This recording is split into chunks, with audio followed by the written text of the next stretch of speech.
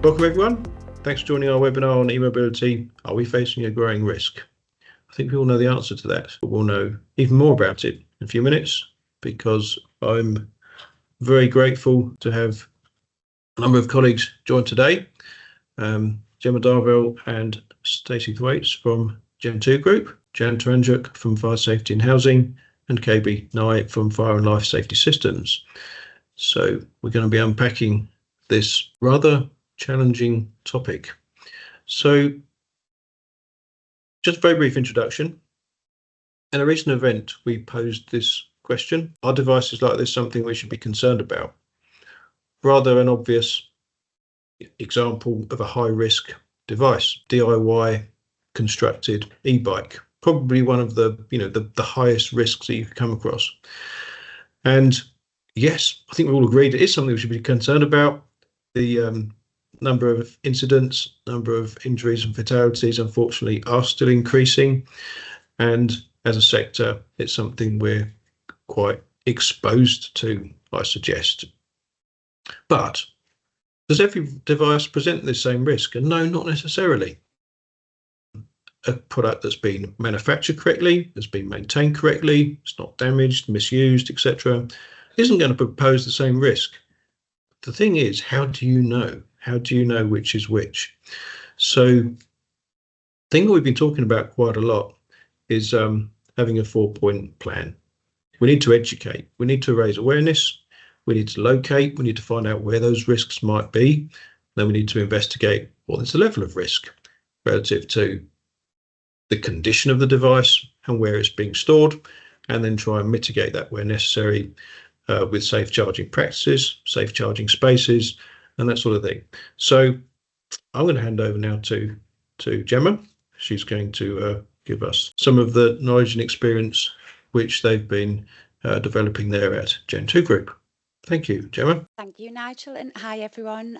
So just to give a little bit of background, thank you for the introduction, Nigel. So I'm Gemma Darvell and joined by my colleague Stacey Thwaites. So we work within our health, safety, risk and assurance team. And we are a social housing provider based in Sunderland in the northeast of England.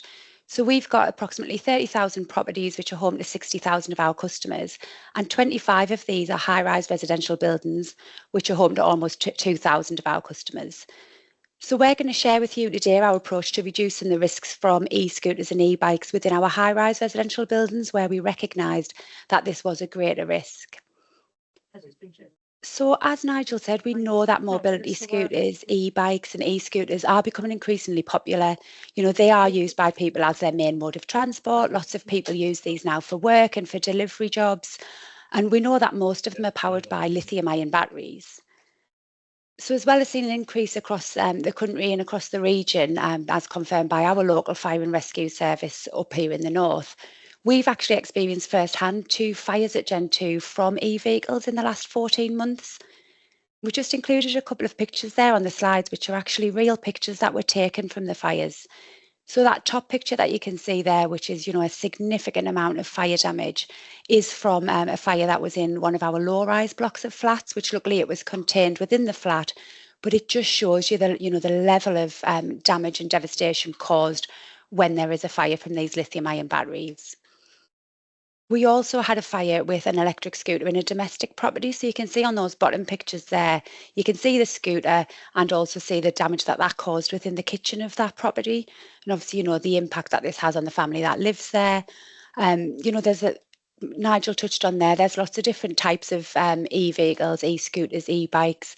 Particular concern around those where there's DIY modifications, conversions, aftermarket modifications, you know, where we're seeing an increased risk from that. So just moving on to the next slide, we've put a video on here just to show you, and this is taken from Sky News, and it just really shows you the impact and how hot and how quickly these fires burn. So I think in total this video lasts about 40 to 50 seconds, and you can see there, you know, the magnitude of the fire from a lithium battery. So I just thought it was really important just to try and give some context to people joining the webinar, just to see really how hot and how fast these fires do actually burn.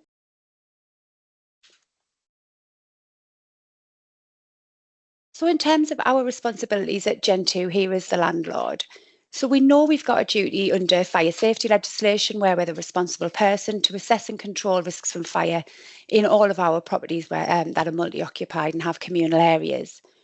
We also know that we have a duty as the principal accountable person under the Building Safety Act in our high-rise residential buildings, of which we've got 25.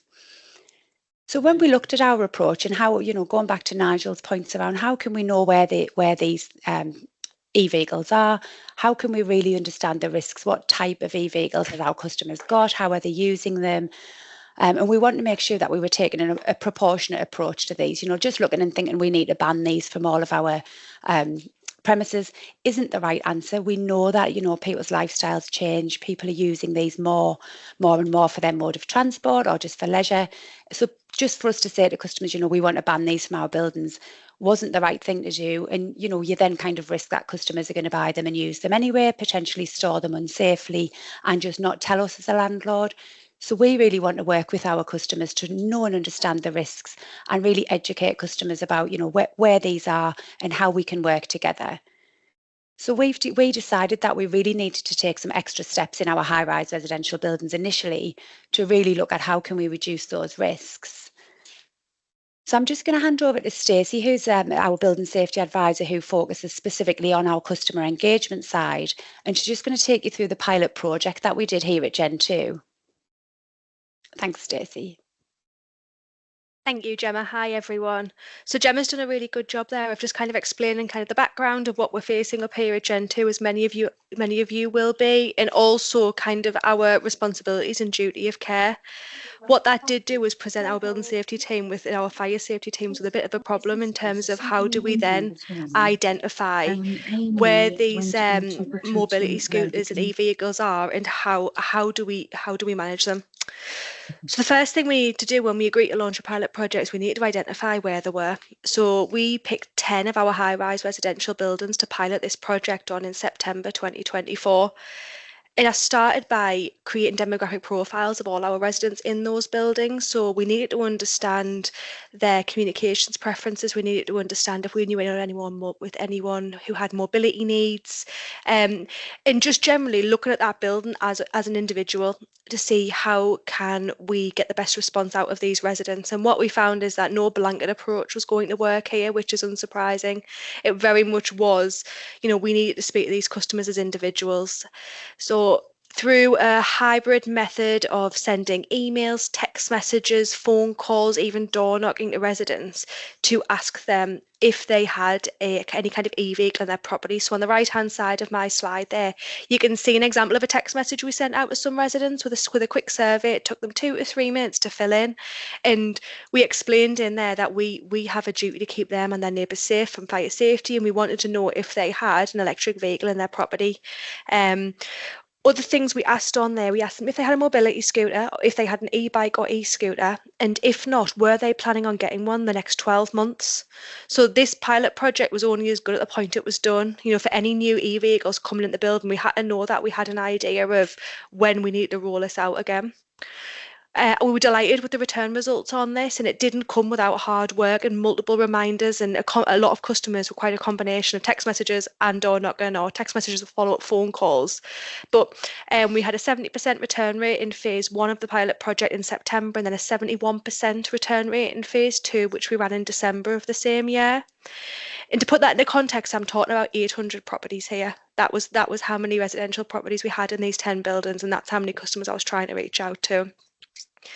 We also then used a lot of local knowledge, and as a top tip, don't discount the knowledge that your teams on the ground have, your housing teams, your caretaking teams, to knowing the customers in these buildings and seeing the comings and goings and understanding if they had these vehicles. Especially if customers have got kind of conversions or imported vehicles, they're probably not going to be as forthcoming. So, your local teams will likely have an idea of who these residents are in the building who may have those. And we also took that information in as well and contacted them to say, we believe you may have a mobility scooter or an e-scooter in your flat. Is this the case? Can we come and see it? We aligned this so that a couple of months after the survey went out, we also do our annual property inspections in these buildings, which involves the local housing teams going out, looking at the property from a tenancy management point of view.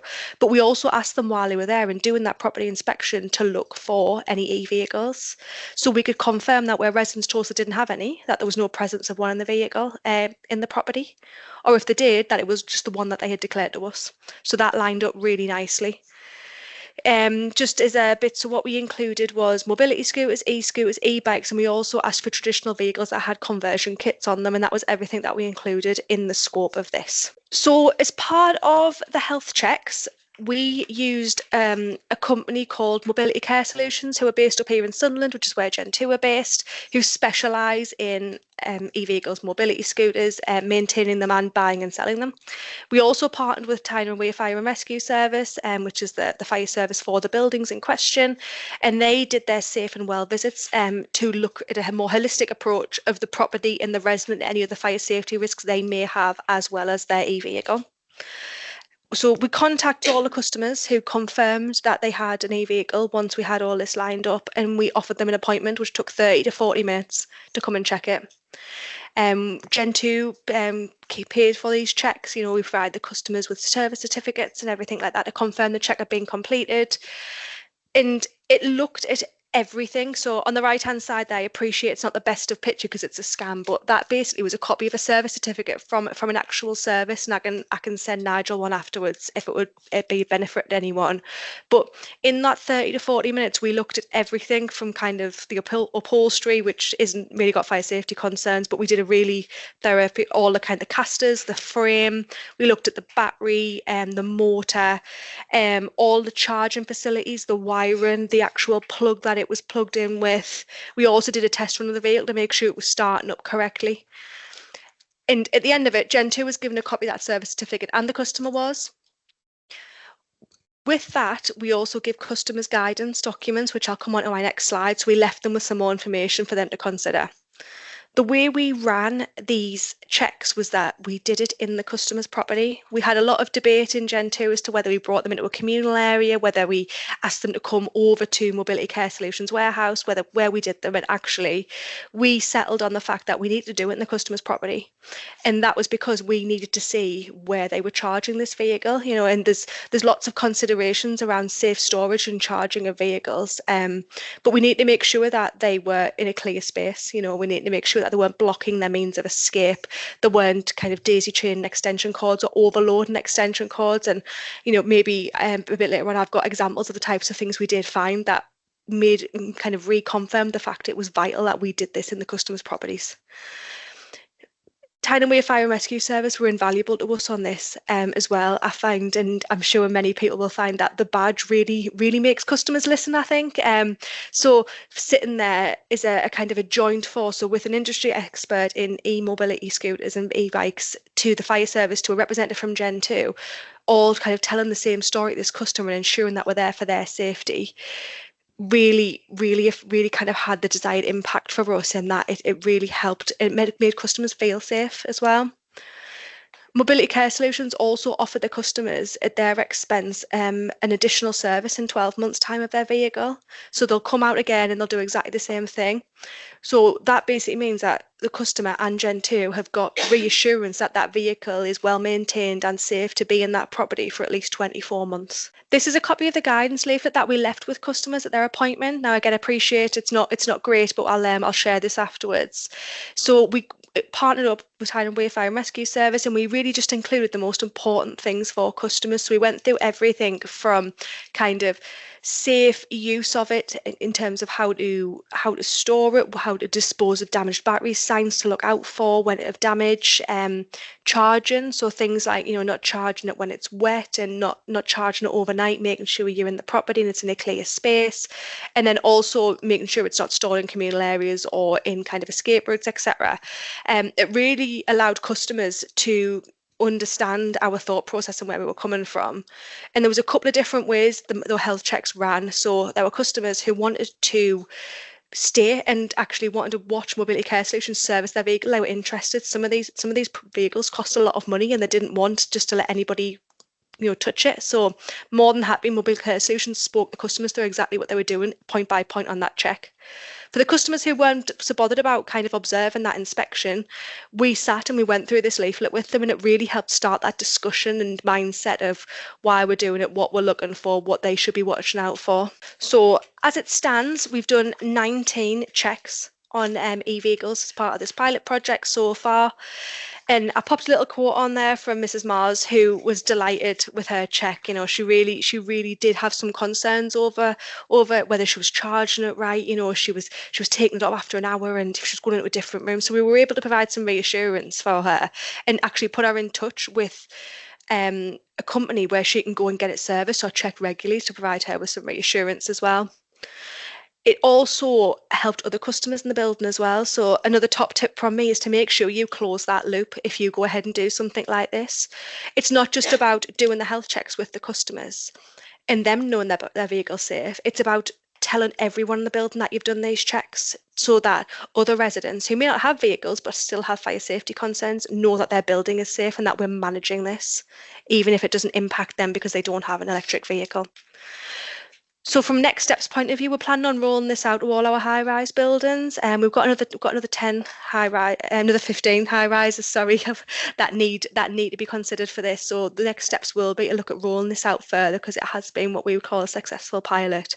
We're also looking at external storage options for e-vehicles in the buildings as well, specifically e-bikes and e-scooters. And then I'm going to pass over to Gemma to talk to our findings. Thank you. Thank you, Stacey. It was a great summary of our approach, and I can see there's lots of questions coming in the chat as well, so we can try and answer those with Nigel's support after this. But just in terms of our learnings from it, Stacey touched on there the importance of engaging with customers, not just those who own the e-vehicles, but also everybody in the building. We really want kind of that my brother's keeper kind of approach, that neighbours are looking out for each other, that people feel reassured that we are taking fire safety really seriously in the building. And we had to really get the engagement right from the off with this in terms of when we first did the survey to identify who had an e-bike, an e-scooter. We didn't want customers to feel targeted with this where they would think, actually, I'm not going to declare that I've got something because I've done a DIY conversion. I'm really going to try and hide that because I don't want Gentoo to know about it because they might tell me to get rid of it. We really kind of pushed out those proactive messaging around, look, we want to make sure that this building is safe. We know there are risks, and I think because there's so much media attention around lithium batteries and these types of fires at the moment, people are really quite aware of the risks from them. So we wanted to kind of use that information to say to customers, there's risks, we know there's risks, let's work together on this. So please be honest, please share. And back to Stacey's point of I'm really using that local knowledge from your housing teams, your caretakers, but also just chatting with other people in the building. Do you know anyone who's got an e-bike, an e-scooter? We have a 24-hour concierge, which is remote, but we have CCTV on all of our high-rise buildings, so we can use kind of local knowledge from that of people bringing them in and out.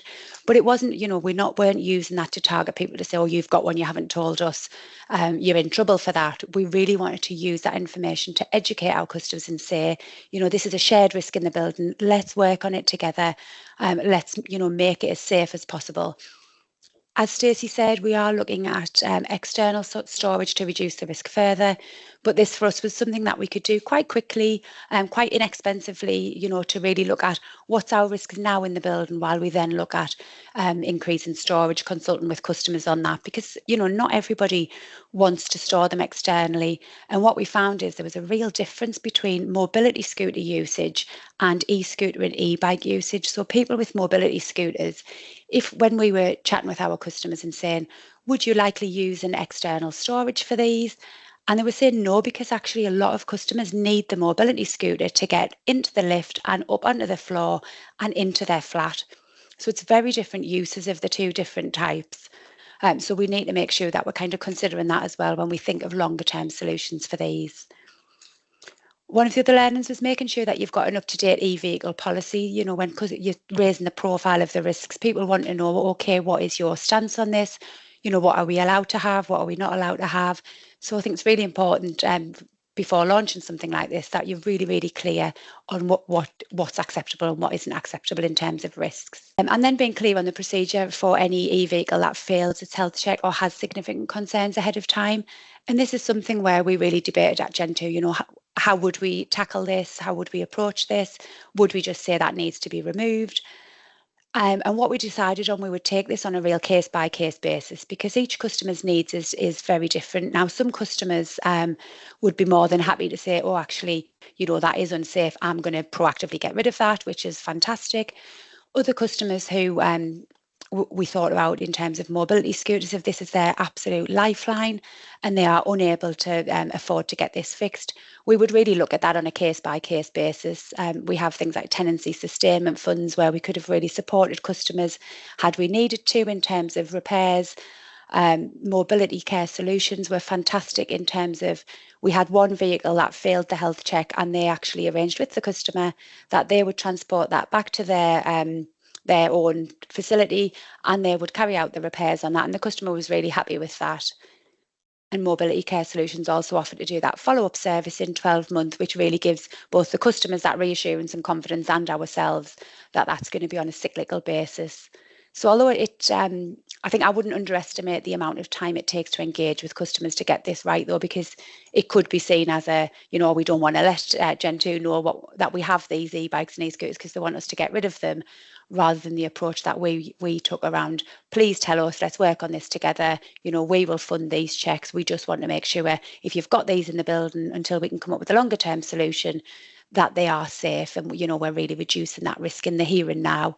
And because it's been so successful, we do want to roll this out across our other high rise as well, and do this on a cyclical basis. And that's everything from us. Thank you, Gemma. Thank you, Stacey. That's a very thorough and very insightful presentation. And whilst I had a couple of questions, you've actually answered them all. There's a lot of really good questions in the chat, which we'll pull up in a minute. But Jan, do you want to go first? Hi. Yes. I think looking at the range of questions and the time that we have, I'll be unusual and not speak for very long. I think the important thing in all of this is the fact that Gentoo have taken the initiative. There's lots of questions about what if people don't respond, and I think then Gentoo can respond to that accordingly. But I think the important thing is that landlords need to be proactive, and this approach by Gentoo, and I'm sure there are others on the line on the call who have been doing similar things. It'd be great if they could join in and tell us what they've been doing, because we're aware of good stuff that's been going on in Poplar Harker, in Tower Hamlets, and with Tower Hamlets Council as well. So the whole purpose of this morning really is to share good stuff with the intention of reducing deaths. At the very beginning of the session, people will see that I've put up links to the 4 coroner's reports, the prevention of future death reports that have been so far issued by coroners across the country, where people have actually died in fires and coroners have expressed their concerns. I'm happy to come back to that later, but I think the important thing is to get some of the answers to some of the questions that people have been posing. Excellent. Thank you, Jan. KB, do you want to come in with some observations? Thank you, Nigel. Again, full disclosure, this is the second or third time we've seen this presentation now, and I can't help but feel a little bit redundant, actually, because as a strategy and as an approach for this known problem, and as to build on what Jan said, that there are other ways to deal with this problem. There's no doubt, but as an approach and as a strategy, this is quite possibly one of the best ones that I've had the pleasure of having any consideration of. And these things are iterative. We don't have to necessarily create something that's perfect from day one. That's not a reasonable or a realistic approach, but to the point where Gemma and Stacey are able to stop Mr. T from asking questions, that would suggest that it's a really comprehensive approach that can be improved over time if it needs to be. And so congratulations to Gemma and Stacey and the team, because I know that for a long time there's been a gap in this space in terms of leadership and structure and guidance and all of the things that we need to ensure that we are managing these buildings safely, certainly much more safely than we had done in the past. And again, we shouldn't forget that most of the things that we are trying to institute now, near enough 8 years post Grenfell, are new.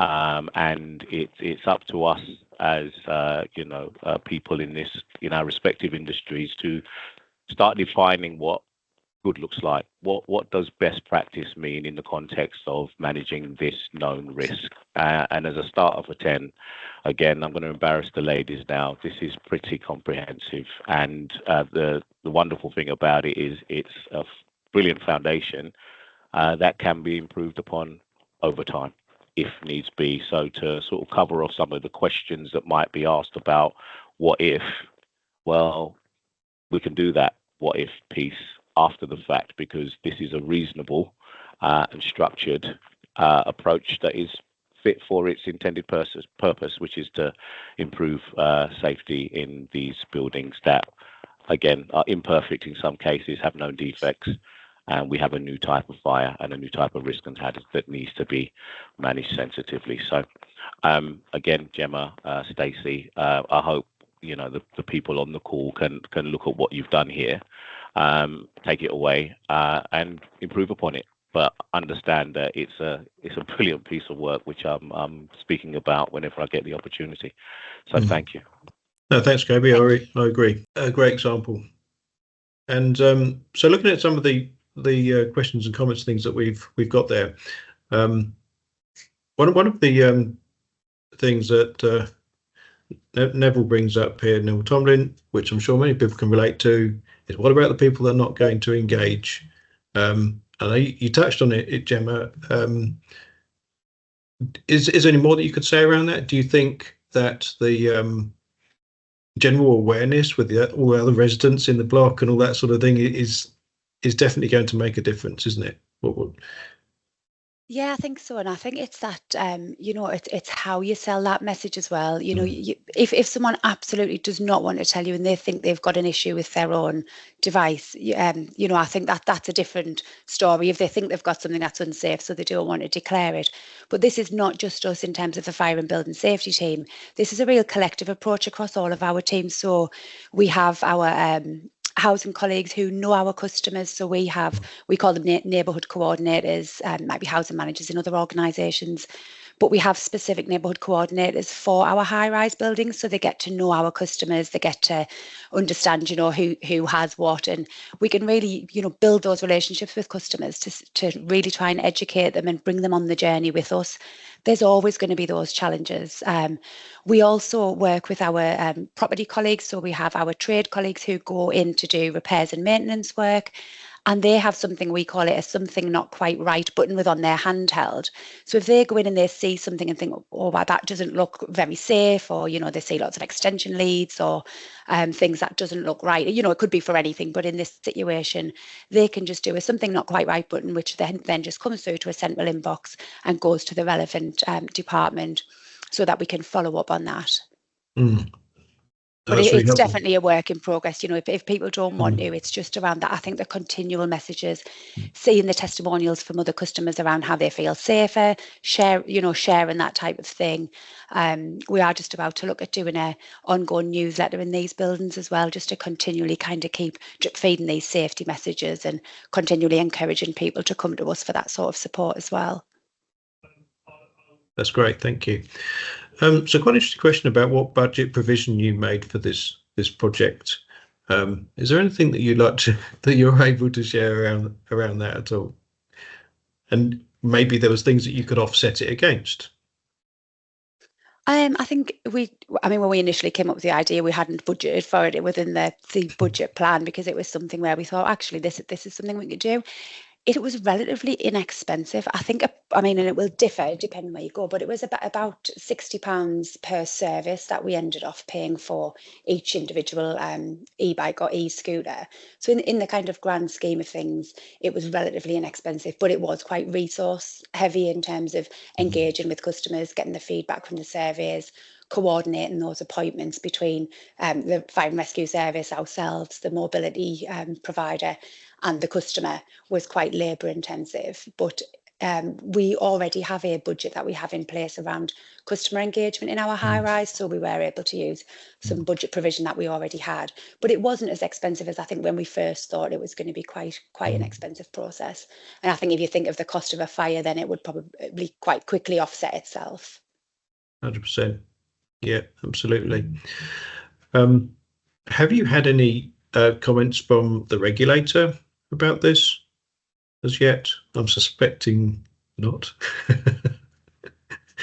No, not yet. No, we've not had anything. I think this is the first time we've kind of really openly shared our approach on a wider setting, but no, we've not had anything. We've submitted safety cases for 5 of our high-rise residential buildings now as part of the building assessment certificate application. We've had some requests for further information. We've included our approach in terms of one of our key controls around how we manage this significant risk, but we've not had any feedback yet from them. Well, if we do get anything, Nigel, we'll be happy to share. Well, let's make sure that we ask for feedback from those that have taken the time to attend today, and I'm pretty sure, as I say, just based on what I've seen, what I've cheekily shared with others, guys, that the feedback should be overwhelmingly positive. I can't see too many things here that don't demonstrate that the action you've taken is reasonable, is proportionate, and it's a best endeavours approach, isn't it? That's how we have to operate. And even in those circumstances where we're finding it difficult to tap into and engage with people, or people don't want to necessarily engage with us, we have recourse to a process now to ensure that we are following up, and we are trying to infiltrate or penetrate, if you like, into those hard to reach places and spaces. And in the event that we can't engage for whatever reason, because there is resistance, well, at least we can demonstrate, if challenged, that we've done everything reasonably practicable to identify this risk or these risks, and identify those persons that might be increased risk from these new hazards. And that has been the commitment, hasn't it, in terms of the new social contract. We are compelled to do these things, and we are compelled to keep trying to do these things and to evidence that we're doing these things. And I think, this is, as I say, a wonderful exemplar of an approach that seems to work. And like I said, I'm here. And I'm speaking, but I'm not offering much in the way of value, because I think the process and the success of it speaks for itself. Nigel, can I just come in very quickly before the ladies get back to some of those important questions? Let's put the BSR thing to bed straight away. The building safety regulators made it quite clear they don't offer an opinion about anything. All they do is ask questions, and they expect us to come up with the answer. So they won't express an opinion one way or the other. And there's a question in the chat about have you got your building assessment certificates? Obviously you haven't, and indeed nobody has got building assessment certificate. I think it's useful just to remember that people had to send their stuff in from the 1st of April, and here we are 10 months into the first year of the 12,500 properties that are supposed to have certificates, and nobody has got a certificate yet. So let's just put the BSR thing to bed for the minute and get back to some of those really important questions that are sitting there in the chat. Yes. Thank you, Ian. Appreciate that. So some people are talking about people that are resistant to making alternative arrangements for the storage and charging externally because it's inconvenient, or worried about security and that sort of thing. And I think you probably covered this pretty well already, Gemma and Stacey. Anything to add around that discussion that you might have had with those users? I think, just to pick up what Gemma said earlier, it's important to make that kind of distinction between need and want. You know, you'll have mobility scooter users who absolutely need their vehicles, and that is where you will find, you know, reasonable resistance for the reason that they need to get to their property.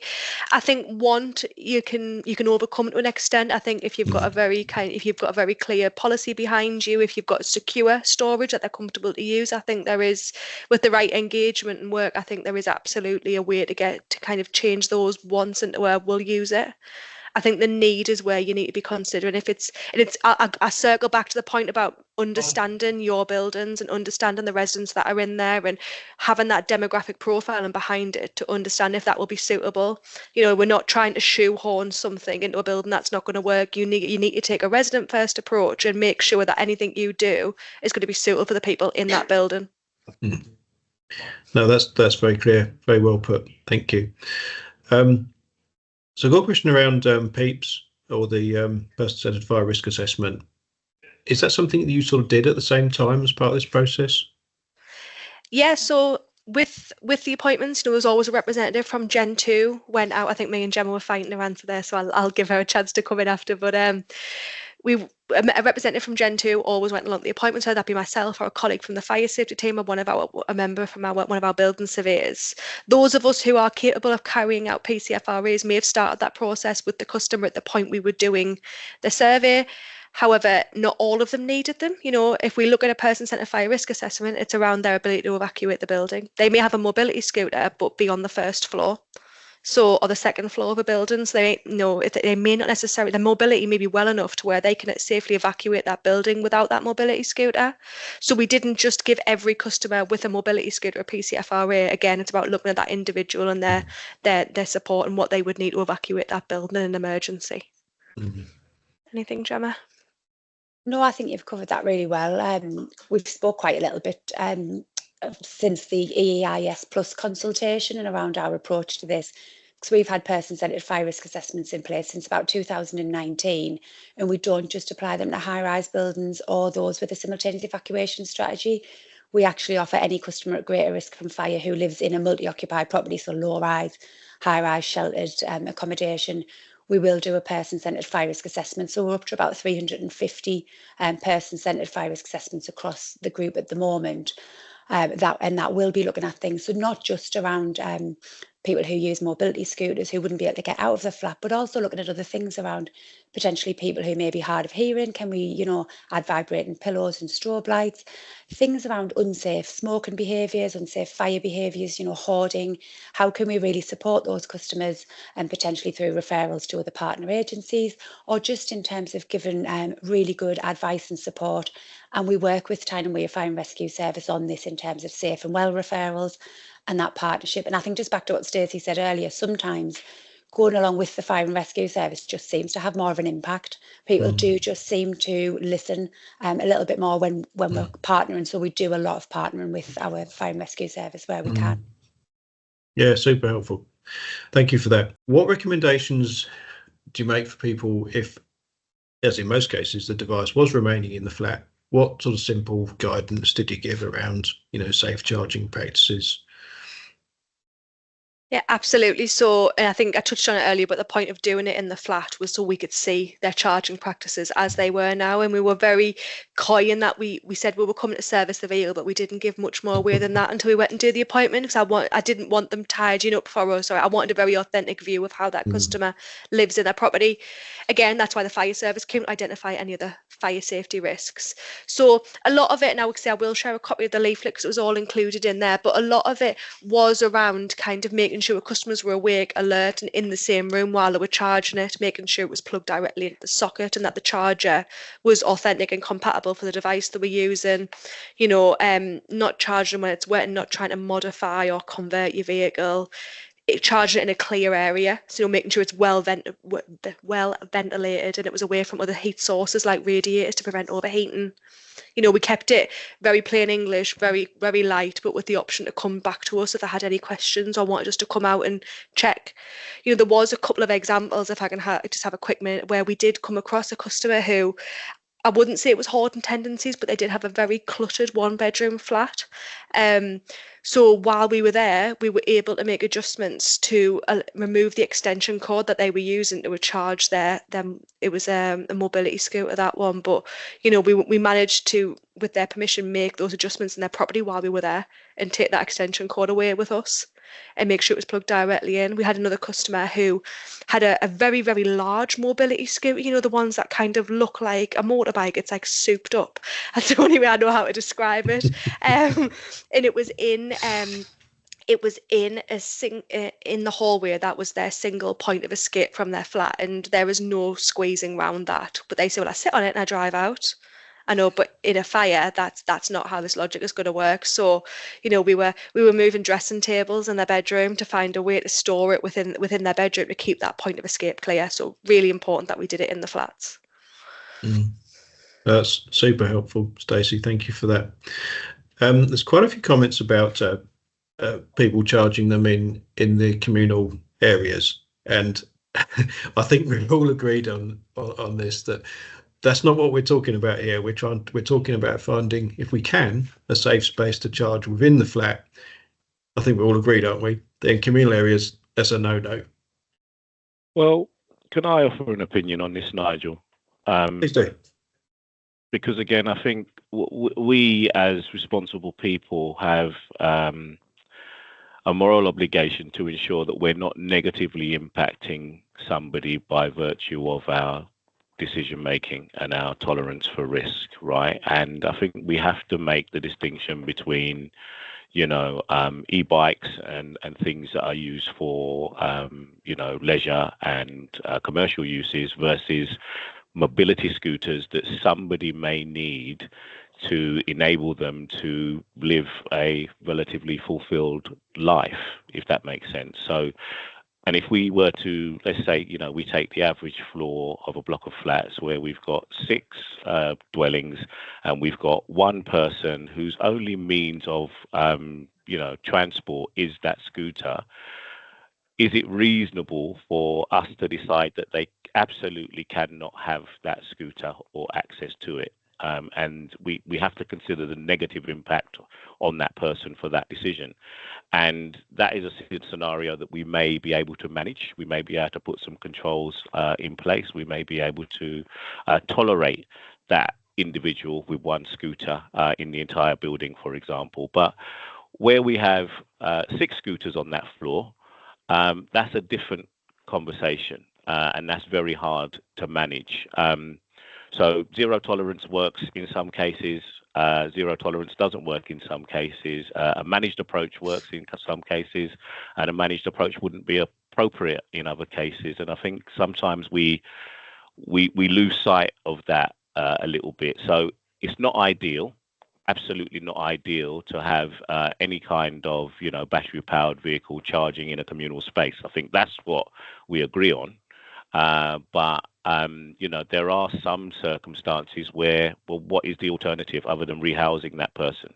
If you can't get the big, giant souped up mobility scooter beyond the front door, and there's no external provision to store it or charge it, and the only available space is a communal space, can other things be put in place to mitigate that risk? And again, I'm looking at things like, increased use of suppression to contain an issue should it occur, increased use of things like smoke ventilation or enhanced detection and warning to at least give some leeway in terms of how we use these spaces. So zero tolerance, as I say, it's easier, but sometimes it's not reasonable. And I would just ask that question.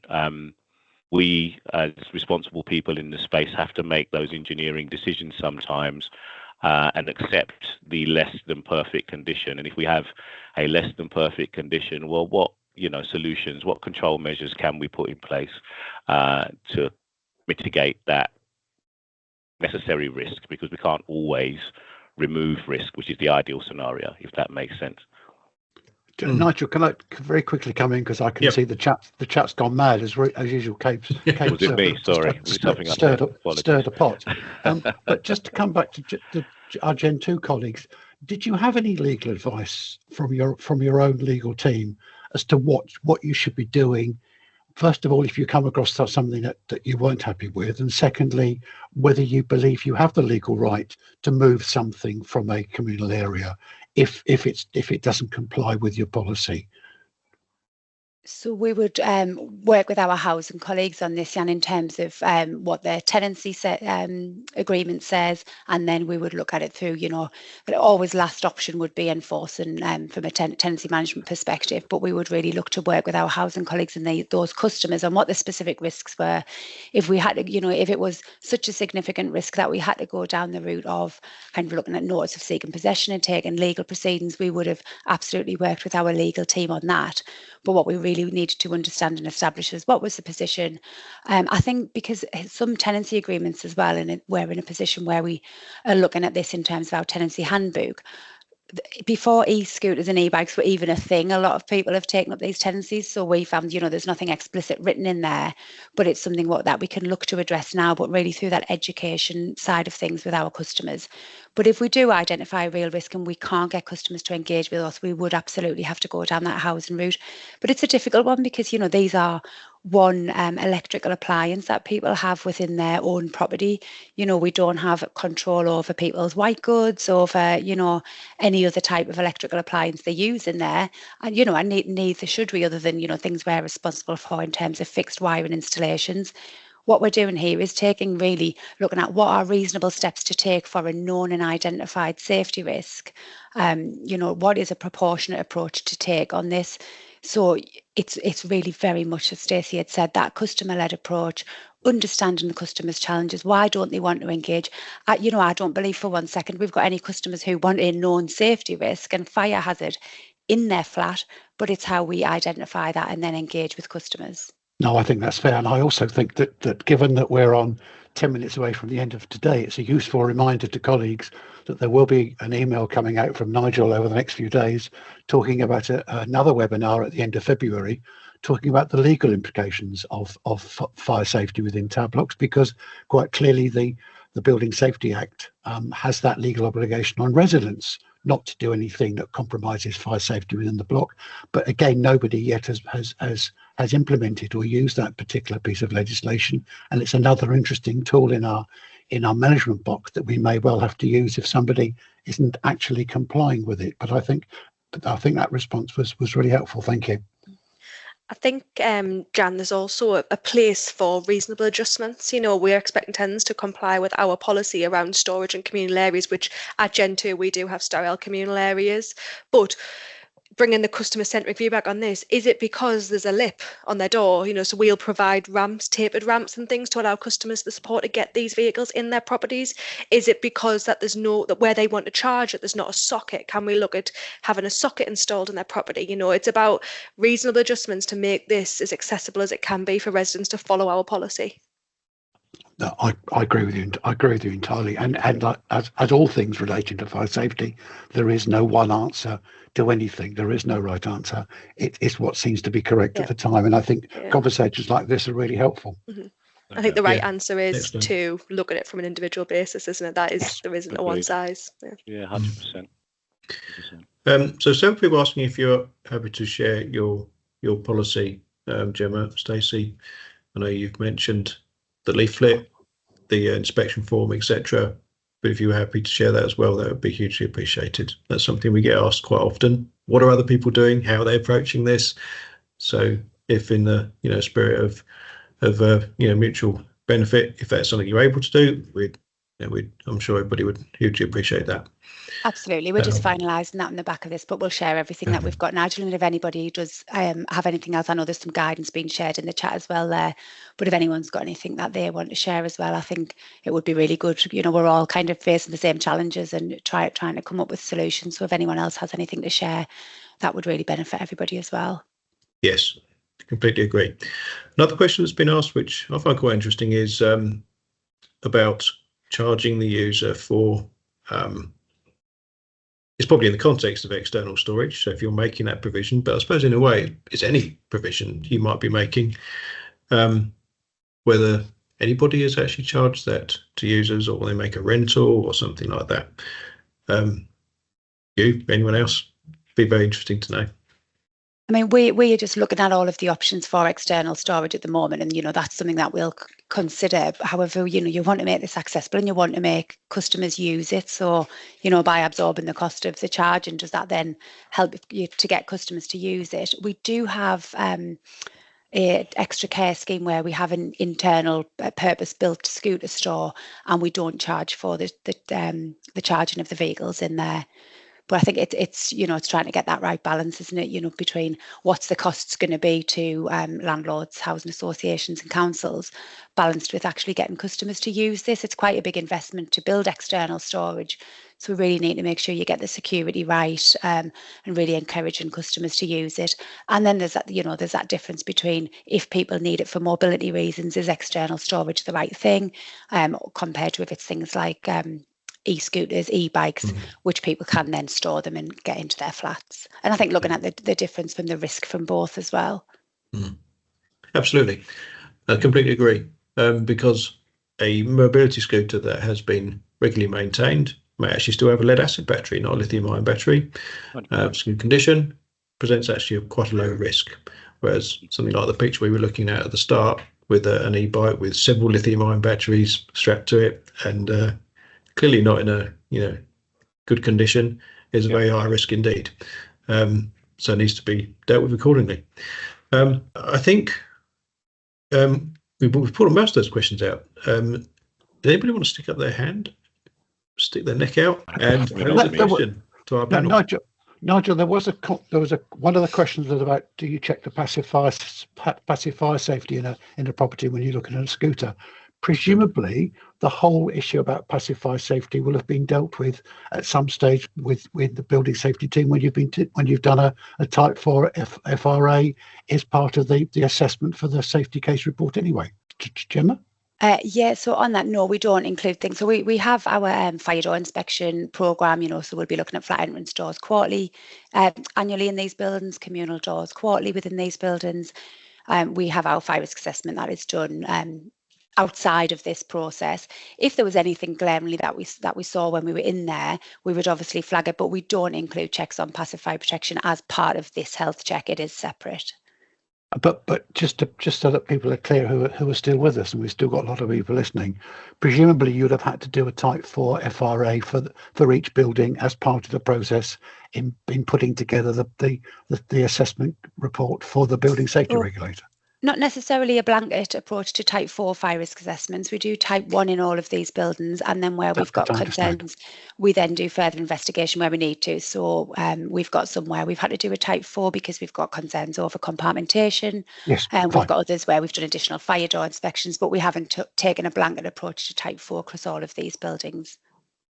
No, and I appreciate Neville's comment there as well. And I didn't suggest for a minute that it's a requirement, but I presumed that where there was a concern, you'd be doing it in order to need to investigate further. In order to prove that you're in charge, you knew what was going on in the block. That's fine. No, I appreciate that. Thank you. Yes, thanks, Jan. Thanks, Gemma. Glenn, do you want to come in with a question? Yeah, Nigel, you did say that we could jump in. I'm Glenn Loftus from Soha Housing. I missed the beginning of this because I didn't have a link, and you may have answered this question. But how have you made sure that there's no liability transfer to you when you're looking at this equipment and certifying it as correct? How have you ensured there's no liability transfer to you if, like later on, that a few months later, one of those units failed? Great question, Glenn. So we've done that by partnering with Mobility Care Solutions, who are independent from Gentoo Group and who offer this service. So the contract is between the customer and the Mobility Care Solutions provider. Obviously, we facilitate that and we are paying for that service to be done, but they are left with that full service certificate. Any further work that needs to be done, what we've done is made sure that the company that we've partnered with is competent, has the right competencies in order to be able to do this before we appointed them as our partner. Great, thank you very much. With terms and conditions and insurance and all that sort of thing. Yeah, no, that's really helpful. Any other questions? That's 137 people, all sitting on their hands and gently sipping their coffees and looking at the clock and thinking they've got to get to the next meeting. Yeah, no, that's good. Amy's got a hand up. Yep, go ahead. Hi, yeah, just a quick question. You said that the servicing company will give a list of recommendations if there's stuff that needs to be done following that. Do you have something in place to follow that through, or is it down to the customer to carry it out? If you know that there's issues that have been identified, how's that process followed through? So it is down to the customer in terms of, taking that forward in terms of any recommendations they need to do, unless they told us that it was really unsafe and it was a fire risk at that time. And that's where we'd have worked with the customer to understand their needs. The one that we did have that needed some immediate work, the customer was more than happy with the mobility company taking that away and carrying out the repairs and then returning it to them. I think we'd need to really take that on a case-by-case basis if we did have a customer who was unhappy for it to be removed. But if it's things like wear and tear and they're making recommendations for that kind of improvement, that was between the customer and the partner in terms of getting that work done if they wanted to. Thank you. Thanks. Yeah, thanks, Amy. And thanks, Gemma. That's very helpful. So, Rita, what question Yes, there? hi.